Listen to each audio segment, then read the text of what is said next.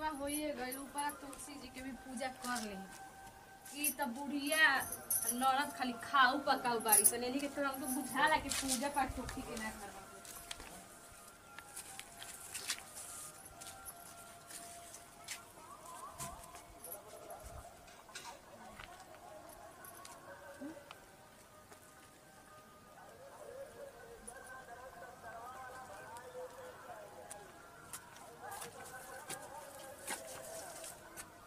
हई देख ए हो हई तुलसी जी लगे हम पूजा करते तू खाना है खा लंग लड्डू त का तुलसी जी में तू पूजा करतो हम थोड़े करतनी। हट दिमाग में हटा होने ओए माई खाली हई देखा ना माई या बेटी खाली खाही में रही तू ना पूजा करतो हम करतनी हम खाई ना खाई में पूजा करता नहीं तो हई तुलसी जी लगे खाता रू अभी हई ठीक करता तो नहीं का पूजा करता से माई रुक अभी माई के बुलाओ तनी बोला माई जल्दी हई देख ले मारो तड़ी हमरा के माई बेटी खाली खाऊ पकाऊ हरी सन रुक माई अरे पूजा करता है हम कम ढकेल के मारो तड़ी कोबे के कहा तड़ी कहे जे खाते हम खाई ना हो ना पूजा करतड़ी ढकेल देला सा हां भाई मारो तड़ी ढकेल ना तो हमरा से तुलसी जी का हम पूजा करते नहीं जा हुआ लड़की के खाया तो घर पुजारी भइल बड़ी तू करे सुना लइके के मदलिया नहाए तू कि ना मार खाए खाली दिन भर खाए के ई बुझाला कि पूजा पाठ करे से शांति घर में सुख शांति आवेला तो मान ल के एकर समझदारी न खेया गेले तो लगाओ तो तू एक कर भी ढकेल देबी हो गल बड़ी इनकर समझदारी नहीं खे ढकेल ले तू बार तू के है निहारे वाली रे तू के है निहारे वाली रे करे तनी से होटे के चाहिए न ती कहे ना होटा तरीको खाना बना लेबे कि ना रे ना भाई अब खाना पीने के एक सब लेके लड्डू खात रही भूख लागल बता बताओ हमरे लड़की के खइला बिना मुआ देले हम बिना नहाए तो ना खाना बनाइना बताओ हम बैठल रहनी होनी त कहतन कि कैसन हाला करत ऐसे काहे ये पर में लड़ गइली सब माई दौड़ा आवत तनी चढ़े हट जा हैं सुनो तनी मुआ संभार के बोल जी मुंह से मार के हैं तू बड़का भल बड़ी पुजारी रे बिना पूजा कइले घर में सुख शांति आवेला तारा अपने सने के बुझाते तू ए बेरा भाई बेरा हो गला फिर पूजा कर तरी तान के 8 बजे ले सुता तारू आया तो भेजे तो करे नाटक बतिया तारू खाना के को बनी रे ना ढकेला मारते भूख लागल बा भूख जब बना खाना पर हमरा बनावेला ना तो का भाई लड्डू खाए वाला भगवान जी के पूजा करे नासे आवेला हैं नसला है का कर नहीं के छूला है कहां भगवान जी कहत का के नसला आके ए जे खाए लगा तड़ू लड्डू ना खाए के तंग नहीं खत लड्डू ही ना खाए अरे ते तो है बोलत ये रे है तो से मरिए जे बुआ बे जानते नहीं नहीं जन मिलल बड़का भल बड़ी पुजारी सुटर सुटर जमाना रहत है लड़की के मार के हमारी खइले भी नहीं एकदम जहे साल में तो ऐसे एकदम हमर लड़की के खाइल नहीं के होता रहली त निकाह हमने के निमन निमन बनावत रहनी है जे खात रहनी है जे अभी जल्दी जाके बनावा हमरा भूख लागल 10 बजे तक पूजा पाठ करत रही एथु करत रही हमें घर में पूजा नहीं चल खाना बना चल चल मारे करके काहे मरल सर हमर लड़की के ये काहे मरल सर काहे मरली है रे अरे काहे मरली है रे काहे मरली है रे अरे फिर मर भी रे ना हो हमारे घर में पूजा आज की बात नहीं कर भी पूजा ना हो चल खाना बना चल चल चल चल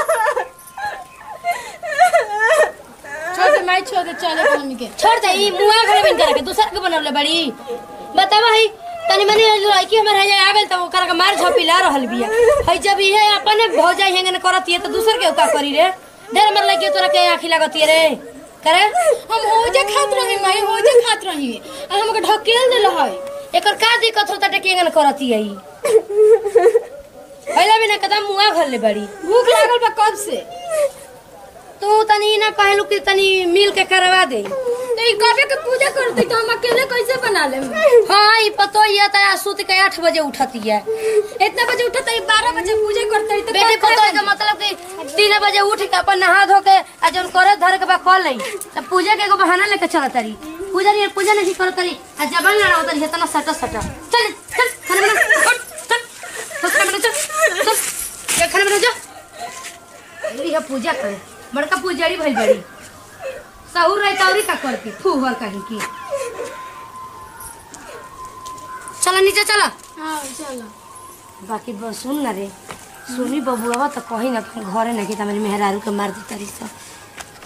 अच्छा तो जबान के तरह लड़ावती है कहो कि ना बर्दाश्त भइला हमरा के ढकेल दे तो पर छोड़ देनी त का हो गेल हमरा के ढकेल है तो ना हम हमें हमरा के ढकेल देला है मार देला है हो नहीं ओकर त कहिए ना कि माई से हाथा बा ही कइले रहू त माई हंगन हाथवा छोड़ो गिर गवे अपनी मन ए झूठाओ के माई के अच्छा रंग लगावती है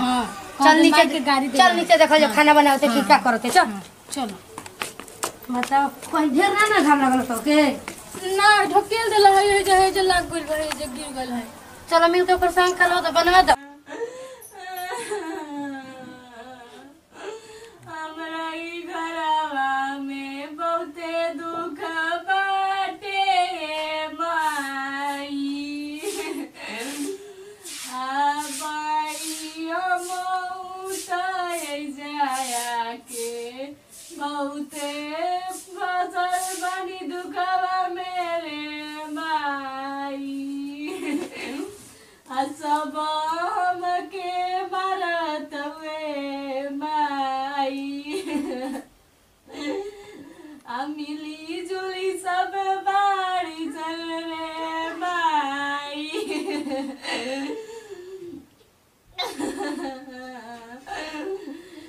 देखी नाई चलस रे माई कतैसन रे माई सभी मिले के मरा। अभी रोते बड़ू का हो? रुको अभी माई के बोलावा तनी। जो ना तोर तो ससुरा में बस ना होई हमरा के भरवाव तड़ी जो हमार परपल तोरा पे पड़ी। तू हमरा के अरे तोर बोलला हां माई हाय देख ले हमरा के अरे तोर बोला तड़ी अभी मार गाड़ी न तो कहते कि हमरा के साला कहतड़ी कहते कि तोरा के बास ना होई ऐसे ऐसे मार गाड़ी न तो दियो तोरे अरे कहते बोलला नीचे के खून हो गला करे तो नीचे के खून हो गइल। अरे तोरे हमरा बोला तो कहते ना कि तोर बास ना होई तोरा ऐसे ऐसे निमन बात घाटी के कहा तो तू करत तोर काज मजल में हम मातार में तो जल्दी अपन लड़की के मरता नहीं खिरे एगो हम लार दुलार के लड़की तू हाथ उठा देली हमर लड़की पर हैं कौन खराब कहनी हमी किटाना कपार पे चढ़ाइले बाड़ू तो एक दिन देखिए का हो किटारा का तोरा में तो तोरा के चढ़ावला ही भी है तोरा में तो तोके चढ़ा के भेजल ही भी है रे बोले में कि जाके हेंगा करी है हैं हम बूढ़ हो गइली रे पूजा पाठ करत खाना बनावत है ऐसन हमरे एथुए ने भइल आ तू 2 दिन कलवंडिया के हमरा के सिखा रहल बड़ी हैं लेकिन तुम्हारे सारा पतरू करे रुक के वाली बोल को कर दे रुक ई ना रहिए ना नमस्कार प्रणाम हम सोनी सुमन कुछ बताओ। नमस्कार प्रणाम हम पल्लवी सिंह